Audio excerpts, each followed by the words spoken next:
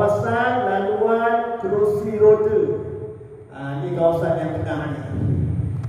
Lepas tu nak bagi tahu tuan-tuan puan-puan, kalaulah pergi umrah bawa kanak-kanak, bawa anak-anak yang kita dukung.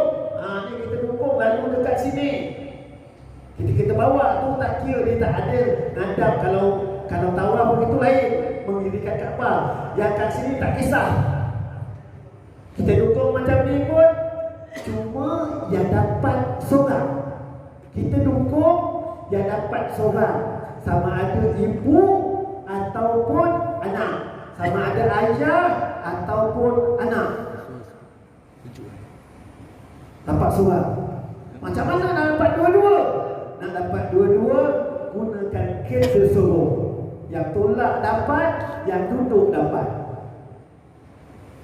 Itu cara dia, kaedah dia bila nak sa'i bawa kanak-kanak. Sama juga dengan tawaf. Baik, kita sambung. Tambah lagi benda yang sama. Cuma nak tengok bilangan perjalanan. Bukit Safa 1 sampai dekat Bukit Marwah. Dekat Bukit Marwah tak ada nombor 2, tak ada nombor 4, tak ada nombor 6. Kita tengok tak ada kat sini, tak buat tak apa. Di kanan ada, tak ada Bukit Marwah. Tak ada nombor 2, tak ada nombor 4, tak ada nombor 6. Ada 1, ada 3, ada 5, ada 7 sampai dekat sini. Kemudian daripada Bukit Marwah menuju ke Bukit Safa. Sampai Bukit Safa ada nombor 2 pusingan. Jalan balik Marwah, pergi ke Bukit Safa, ada nombor 4. Menuju ke Bukit Marwah, balik ke Bukit Safa, ada nombor 6. Tu je. Kalau ada nombor 8, maknanya tuan-tuan dah lebih. Setakat 6 sahaja. Cukup setakat 6. Dan kita berakhir di Bukit Marwah, ada nombor 7 dekat Bukit Marwah. Dah selesai. Kita tuan-tuan nampak masjid, Masjidil Haram yang sebelah tepi ni. Ni yang sebelah tepi ni, itulah di Bukit Safa. Bukit Safa dekat ujung sini. Macam mana nak beza Bukit Safa dengan Bukit Marwah ketika dalam masjid? Daripada Bukit Safa nampak Kaabah. Daripada Bukit Safa ni nampak Kaabah kat tengah-tengah. Daripada Bukit Marwah, Kaabah tak nampak, dah terlindung. Dah jauh dah. Itu kalau nak kenal sampai kat sana. Okey, baik. Bab sa'i dah selesai dah syarat-syarat dia. Cuma ada beberapa peringatan. Yang pertama, kawasan tempat laluan untuk pengguna kerusi roda membuat pusingan patah balik ke kaki Bukit Safa atau di Bukit Marwah telah dikira sampai di kaki bukit tersebut, tidak semestinya memanjat ke atas. Tuan-tuan, puan-puan, mana nak buat kita patah balik. Ni nampak tuan-tuan, puan-puan, ini patah kat sini. Ini laluan kerusi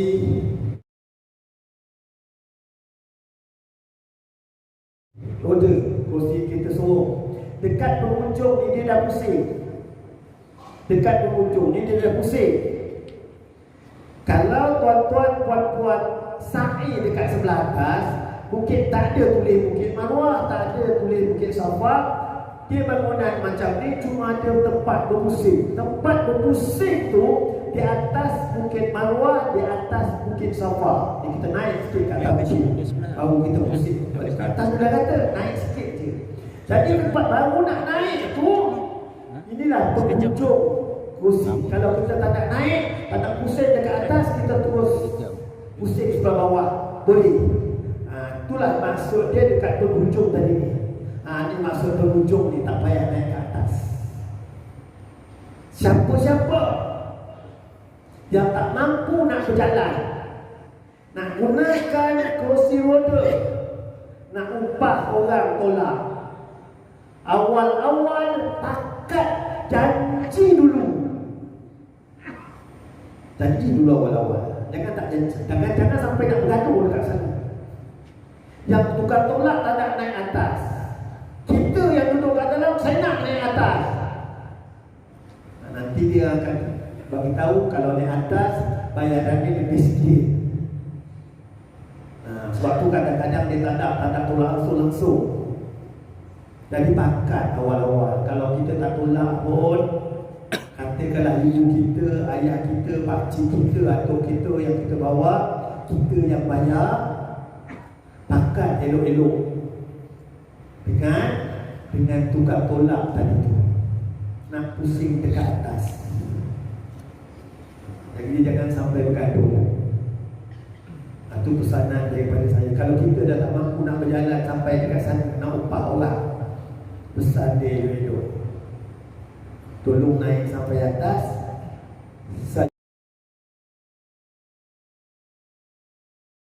Saya nak pahala sunat. Saya nak pahala sunat. Naikkan ke atas. Untuk bayar, saya bayar.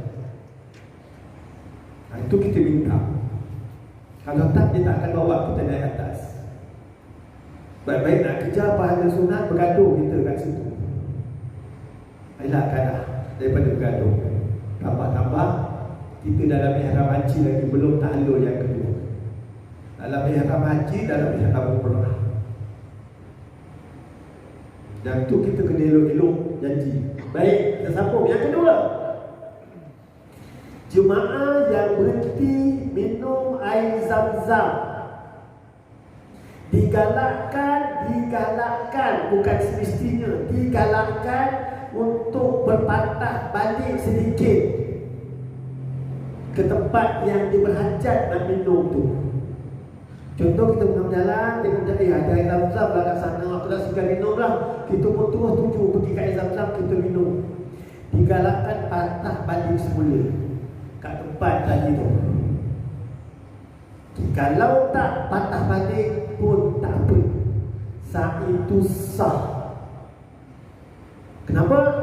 Kita tak ada niat nak keluar daripada sa'i. Cuma digalakkan patah balik semula. Jemaah yang berhenti minum air zam-zam ketika sa'i digalakkan agar melangkah sedikit ke belakang mundur dari tempat berhenti minum air zam-zam sebelum memulakan sambungan sa'i. Jadi bab sa'i tak apa, tak ada masalah. Tak patah balik, baik. Tak patah balik pun minum, habis minum letak cawan, terus sambung berjalan. Bila buat minum tu, tuan-tuan, puan-puan, tu jangan risau.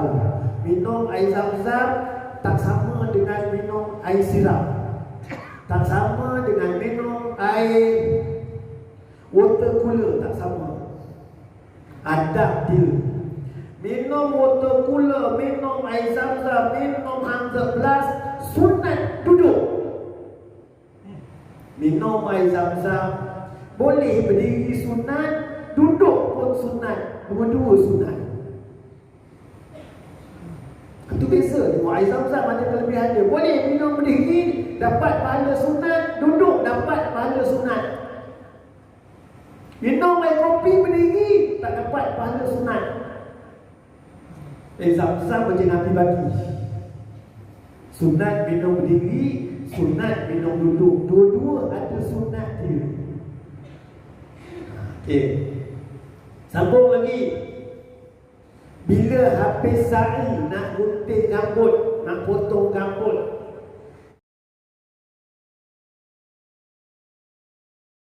jangan main ulur sebarangan. Tengok ada orang tengah gunting, ulur kepala guntingkan.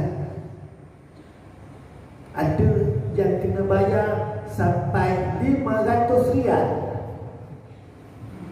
Dah gunting, dia minta 500 riyal. Jadi hati-hati.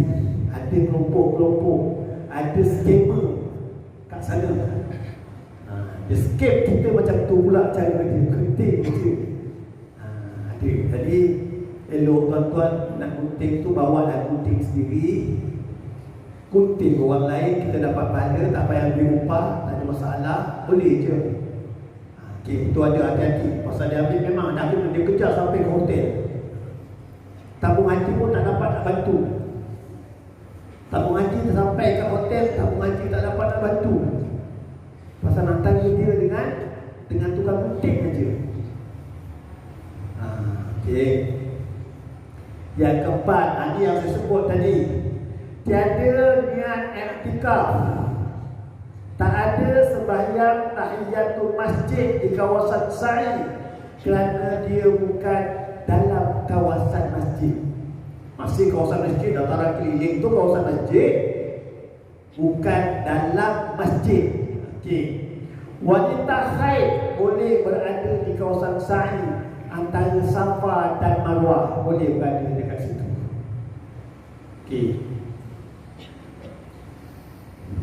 Yang kelima, ibadah sa'i tak ada sa'i sunat. Yang ada sa'i tawaf sunat. Sa'i sunat tak ada, sa'i rukun.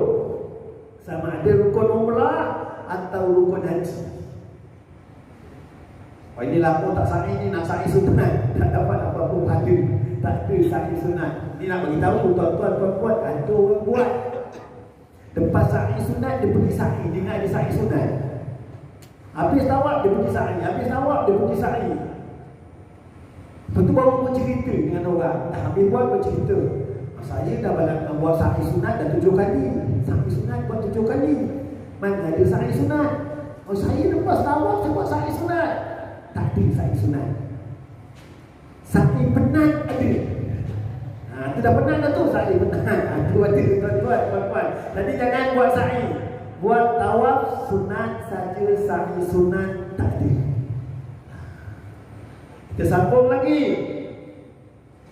Jemaah perlu memastikan tempat mula dan akhir sa'i di Bukit Safa dan di Bukit Marwah. Jika sa'i dilakukan di tingkat bawah yang ada dinding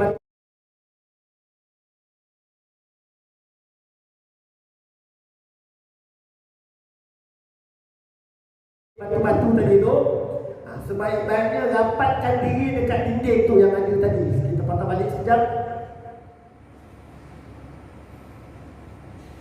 Kita patah balik sekejap aja, tengok dia. Ni, siapa sa'i sebelah bawah? Dia akan jumpa benda ni. Pagar tadi yang saya kata orang nak cari pahala untuk kaki sebelah bawah ni. Siapa sa'i dekat sini, rapatkan dinding sampai dekat dinding tu.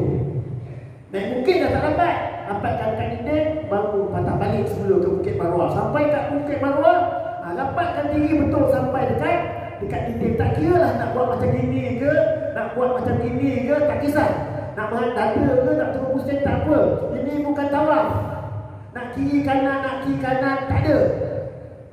Nak jalan bostan semua pun sah sa'i itu. Tak ada isu kat situ, tak ada isu. Jangan risau. Cuma siapa sa'i di sebelah bawah hendaklah sampai ke penghujung dia tu, dekat dengan dinding pagar tadi, dekat pagar tadi. Okey, kita jauh sangat daripada patah balik.